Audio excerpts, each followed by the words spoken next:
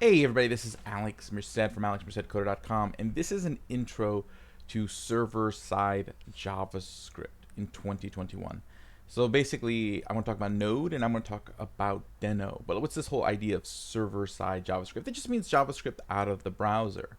So basically, before Node existed, the only way to run the JavaScript code was through a browser. So JavaScript was only ever used on the front end of your code, the code that runs in the browser. When it comes to web applications.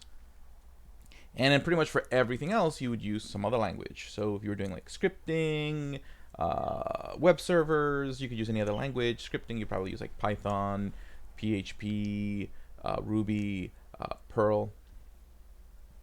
But eventually it was, I think it was Ryan Dahl was like, why not use JavaScript on the server side?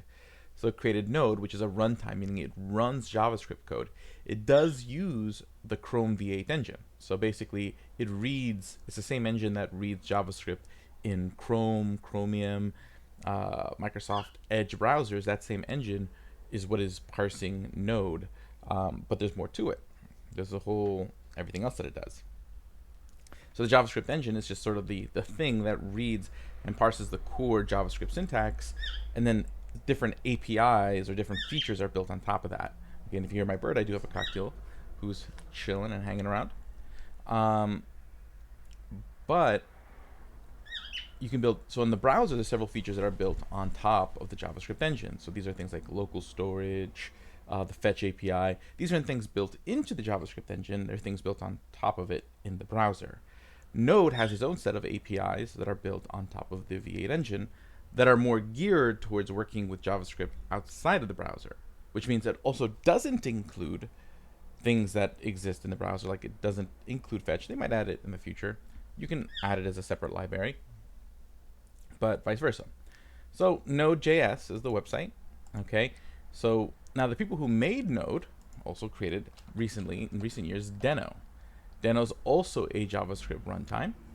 But, things have changed since Node came out. Languages like Rust are now on the scene that allow you to create really fast applications without having to use C++, and give you some new sort of features and flexibility. Also, things like ES modules didn't exist when Node was created, which I'll get into in a little bit. There's a lot of things that just didn't exist yet. So they went back and kind of said, hey, we would rebuild this thing. If we were to rebuild Node today, and that's why like the name is the same letters as Node.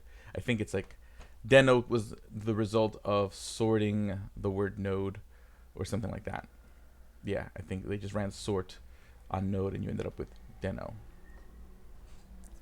And basically, this is just another JavaScript runtime. The cool thing is it can also run Typescript files. Okay, with Node, you would have to download a separate TypeScript compiler. These aren't necessarily major things, but it has a lot of nice little features that make this pretty cool. So we'll take a look at this as well. But these are your two main JavaScript runtimes. Node is like the big one. Like it's basically like if you're doing anything in web, you probably will or have used Node. Deno is new and growing and will probably have a significant role in the future. Node is still being developed. Node is still getting new features. Okay, so there's kind of a convergence at times. But there's certain things that, because they were able to build Deno from scratch, Deno can do and do faster, that even as Node adds more features, it may not be able to. But Node has the bigger community, the bigger world of third-party libraries, etc. So those are your two JavaScript runtimes. So let's put them to work. Okay, so Node, this is basically at the end of the day, what you use these things for is to run JavaScript files. So let's just test that out. Okay, so let's just make a hello.js. So JS is a JavaScript file. And we'll just do console.log hello world. And notice I'm not putting them in an HTML file through a script tag because it's not front-end JavaScript. Front-end JavaScript always enters through an HTML file. Back-end JavaScript, server-side JavaScript, outside of the browser JavaScript is always run in a shell environment. And in a shell, aka a terminal, you run a command to say, hey, Node, run this file. So I would say node run hello.js, and see it runs it. I could also do it with Deno. Deno, I might have to use another word, I think. Yeah, I think it's Deno run hello.js, if I remember correctly. Yep, there we go. As you see, I don't use Deno as much because generally, if like you're working as a professional developer, all your projects use Node. Deno right now is still more something that like developers are using as a cool new toy. I do really like Deno. But yeah, see, they do the same thing. Now, where it becomes a little bit different is if I were to make a TypeScript file. So if I would do hello.ts, and then I were to do something like this, create a variable word that's typed as a string that equals hello world, and then I console log word. Okay. If I try to run it with Deno, it should run. See, it works. It read the file, it runs it, and then compile it, so I don't have this, separate hello.js file running around with all that code. But if I try to run it in Node hello.ts, see, I get this like, what's this? What's going on? I don't recognize this TypeScript stuff. It'll try to run the file, but it's expecting it to be just normal JavaScript. Okay, so it's all sorts of confused. Okay, so that's one of the major differences in between the two. You can download a TypeScript compiler, and you'll be able to use TypeScript in the Node environment, but you'd have to pre-compile your code every time. So you have the separate setup, while Deno just works. So that's pretty cool. Okay, so let's show you how, like, if you were to set up a more sophisticated project, other than just running one file. Now, let's just set up a Node project. So I'm just making an empty folder. I'm going to open up my terminal in that folder. I would do an npm init-y. Okay, npm init-y. And this creates this file called package.json. Package.json is the center of everything in the Node world. If you're going to have many files in your Node project, it's this file that kind of keeps it all bundled together. It's going to allow you to keep track of third-party libraries that you installed. So like, this is the name of your project. This is your version of your project. This is a description of your project. Most of this stuff doesn't really matter unless you're planning to publish your project as a library, but you can. Now this is the main file, okay? So for example, if I were to new file index.js,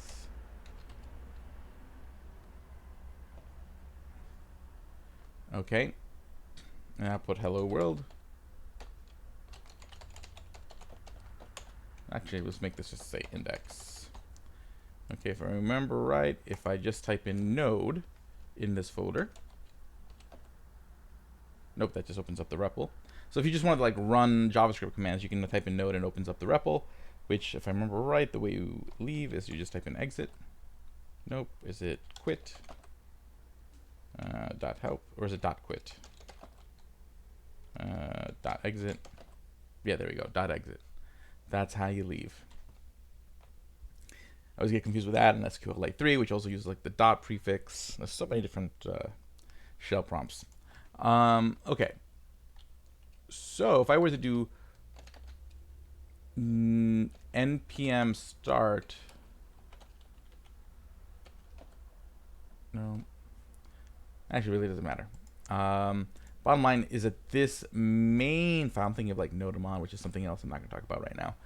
But basically this tells the JavaScript engine that this is the entry point. This is the file that starts your program. So you may have a bunch of files that this index.js like imports from, but that's your main file. So if you have this thing called Nodemon, conversation for another day, and you just ran Nodemon without specifying what file you want to run, it's going to look here in the main.js for which file to run. Okay, but what you can do is you can create scripts. Like, this is one of my favorite features.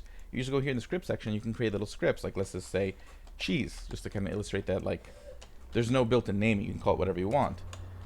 And you say, and then basically here is the name of the script, and then here's like the command that it does.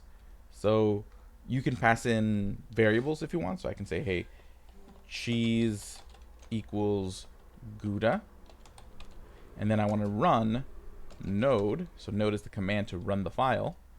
And I want to run index.js. So what can I do with this variable here? This is called an environmental variable. It's something you can do in the shell already. You can put variables before your commands, and then if those commands use those variables, they have them. But how do you use environmental variables in Node? Well, in Node, you have access to this process.env object.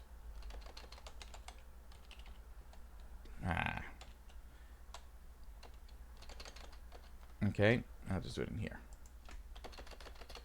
Process.env. That's this object with all those variables. So in there should be that variable cheese. So now if I do npm run cheese, because npm run means run a script, and I'm saying run the cheese script, it's going to run this command right here. It's going to be like, oh, okay, I'm going to go run that command. Neat. npm run cheese. So see, it printed out Gouda. Now, if I were to do another one called bread, and say cheese equals, well, cheese equals rye, node index.js, and then I do npm run bread, it's going to run the bread command instead. And see, that time it prints out rye because that cheese variable is now rye for that execution. So that's the cool thing about like environmental variables. You can kind of like use them to create variables that are defined at execution, not defined in your code. That's great for hiding information or just kind of having different variations depending on like a very popular variable or like a very standard variable. So if you hear the bird flying around, is a variable called node.env. This is a standard variable to define if you want to like define like, are you working in development? So is this like a development setup or a production setup? So you would do like node.env equals development versus like node env equals production. And then generally what you would do is you would use this variable to kind of like be like, okay, well, if you're in development, do this. If you're in production, do that. Maybe it connects to a different database, uses a different file for other environmental variables, like a .env file. You know, you can create different like conditions. So that's a cool thing you can do. Cool. And then the last big piece is installing other libraries. To install other libraries, so let's say you want to install, was a small one. Let's say files. You do npm install and then the name of the library. So I'll say npm install files. Files being this third-party library for working with like editing files and stuff. So you can like create files, edit files, all this kind of stuff. And see, now you notice this is node modules folder that gets created. Okay, this node modules folder, and that has everything that you installed. And then you have in your package.json, notice that in dependencies, this section right here, files was added. So that's how Node keeps track of what you've installed. So I could actually just literally delete this node modules folder. And then if I do npm install, okay, it just reinstalls files. And I hit refresh, there's my node modules folder again. So this is why it's very standard practice to never commit node modules to Git to version control. What you do instead is you'll put like a new file called .gitignore, which tells Git to ignore certain files. And you always ignore node modules, because long as the libraries are listed in dependencies in your package.json, all you have to do is hit npm install when you clone a project from GitHub to your computer. So you don't have to spend so much time downloading.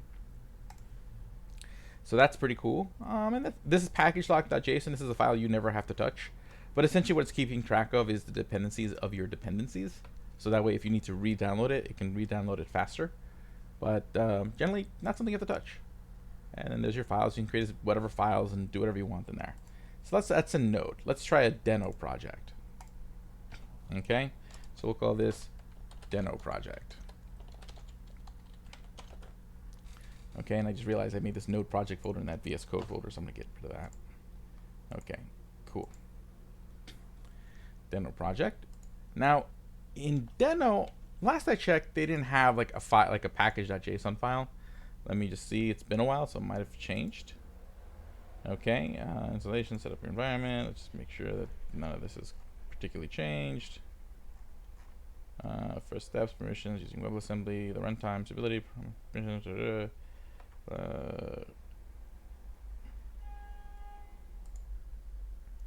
okay, so let's see here. Deno supports you can use import maps with the import map file CL flag. File. Okay, so you can create a JSON file. Import map, so color TS, FMT / colors.ts. Okay, so that's a kind of a new feature. Okay, so what they do instead is use these import maps. Okay, let's open the link that. Okay, import maps. How to control the behavior of JavaScript imports, yada yada yada. This proposal allows you to control what URLs get fetched by JavaScript import statements. So this is via the map, which can be used to control the resolution of modules. So basically,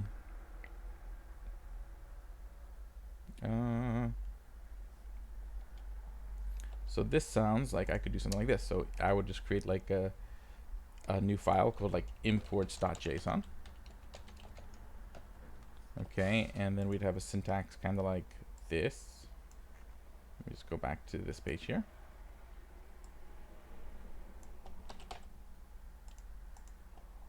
And let's go find like a library we want to use. So let's go back to Deno's main website, deno.land. Again, it's been a while since I've done this.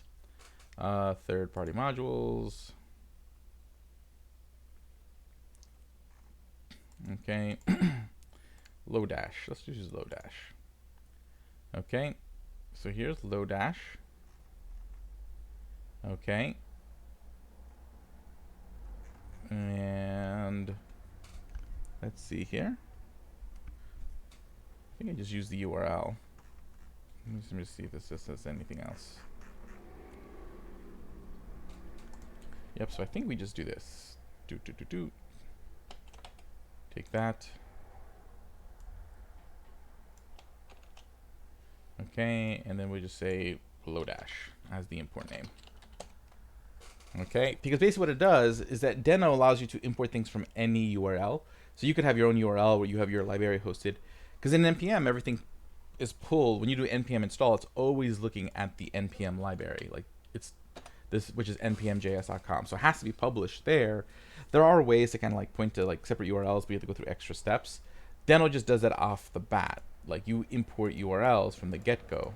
Now, if you want the URLs to point to particular places, the same place every time, you can do something like this. Okay, cool. So now I have this file here, and what I should be able to do is if I do a new file here, we'll just call this index.js. I can now like import, and then usually you're supposed to do this, import from Lodash. So what that's going to do is going to look inside this import map and say, okay, hey, Lodash equals this library. Okay. And then it knows the library because this URL points to this right here. And the cool thing about it is you don't have to install it per project. So you notice I had to create that node modules folder in Node for each individual project. In Deno, it just kind of downloads them all to one place. It keeps track of by the URL. So if you've downloaded this URL before, it's already kind of on your machine. Okay, so let's try this out. Let me just see what the command is for using the import map here. So in this case, we have to put this flag, import map, and then the file. Okay. So then I would have to basically do like deno run index.js.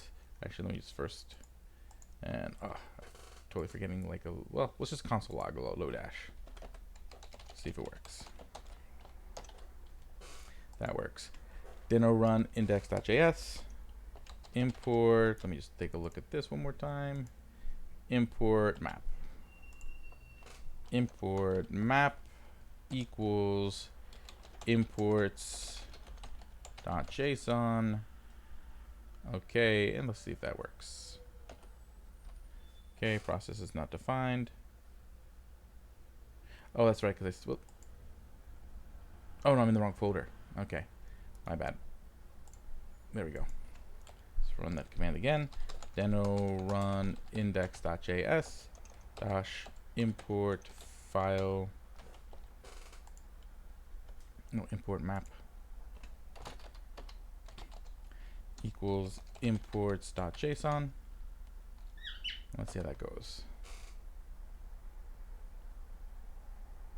A prefix with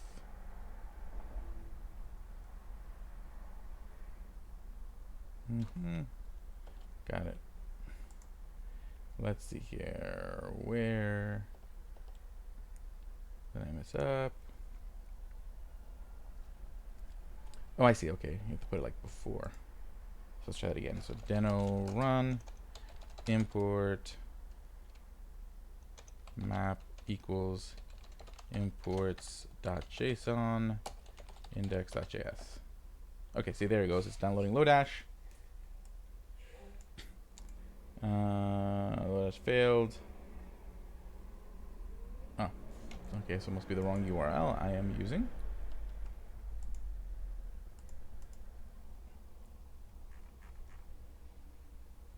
Okay.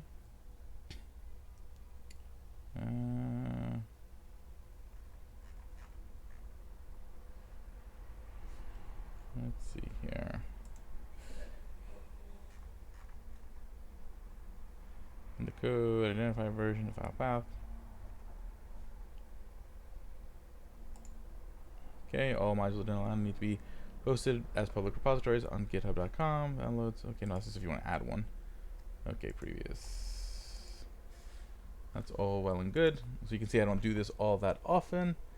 And it's been a while, because before all you would do is you would just do something like this. Like, I would just take this URL. Now let's actually just try that out. And you would just do this. Import from, and this works too. The problem is, like, the reason why it's nice to have like an import map is that way it keeps all your imports consistent.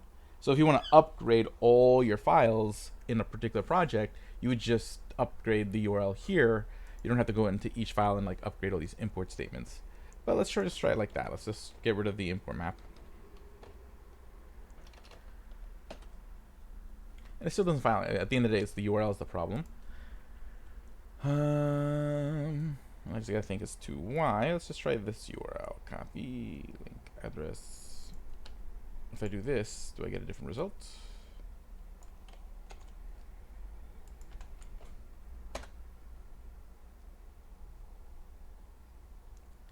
Okay.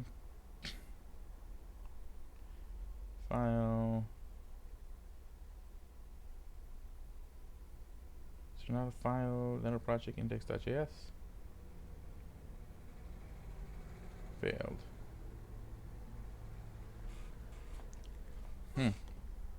I must be, well, let's try a different library. And let's try yards. Copy link address. Let's just see if we end up having the same issue.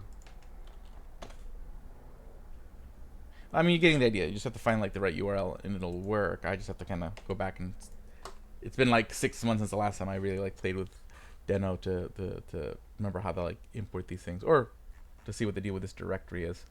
Cool. But aside from that, it works the same way. Now, far as doing scripts, let me just see if there's a way to do scripts. Deno scripts. Okay. Is there a scripting option? Control F, script.